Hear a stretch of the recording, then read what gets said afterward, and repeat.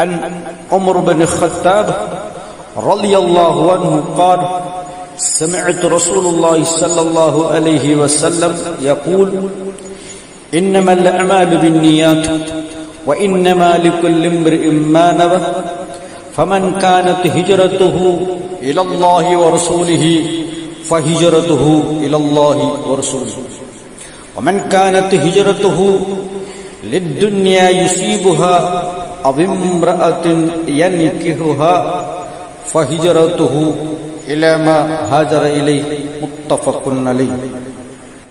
നാം അല്ലാഹുവിൽ നിന്നും പ്രതിഫലം കാംക്ഷിച്ചുകൊണ്ട് ചെയ്യുന്ന സകല പ്രവർത്തനങ്ങളും അതതിന്റെ ഉദ്ദേശത്തിനനുസൃതമായിട്ടാണ് അല്ലാഹു സുബ്ഹാനഹു വതആല സ്വീകരിക്കുന്നതും തള്ളിക്കളയുന്നതും.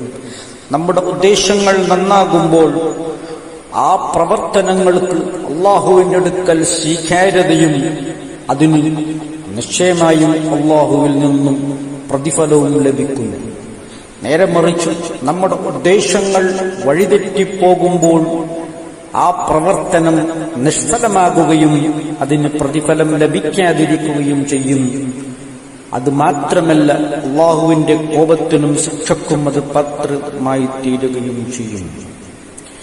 ഇവിടെ ഈ ഹദീസിൽ അല്ലാഹുവിന്റെ റസൂൽ സല്ലല്ലാഹു അലൈഹി വസല്ലമ നമുക്ക് നൽകുന്ന സന്ദേശം, അല്ലാഹുവിലേക്കും അല്ലാഹുവിന്റെ റസൂലിലേക്കും ഒരു വ്യക്തി ഹിജറ പോകുകയാണെങ്കിൽ അയാളുടെ ഹിജറ അല്ലാഹുവിലേക്കും റസൂലിലേക്കുമാകുന്നു.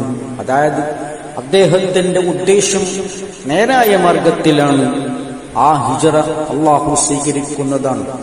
അതല്ല നേരെ മറിച്ച് ഒരു സ്ത്രീയെ കല്യാണം കഴിക്കാനുള്ള ഉദ്ദേശം അല്ലെങ്കിൽ എന്തെങ്കിലും കച്ചവടം ചെയ്ത് ലാഭമുണ്ടാക്കാം എന്നുള്ള ഉദ്ദേശത്തോടു കൂടിയാണ് ഒരു വ്യക്തി ഹിജറ ചെയ്യുന്നതെങ്കിൽ അയാളുടെ ആ ഉദ്ദേശത്തിനനുസൃതമായിട്ടായിരിക്കും അയാൾക്ക് പ്രതിഫലം നൽകപ്പെടുക.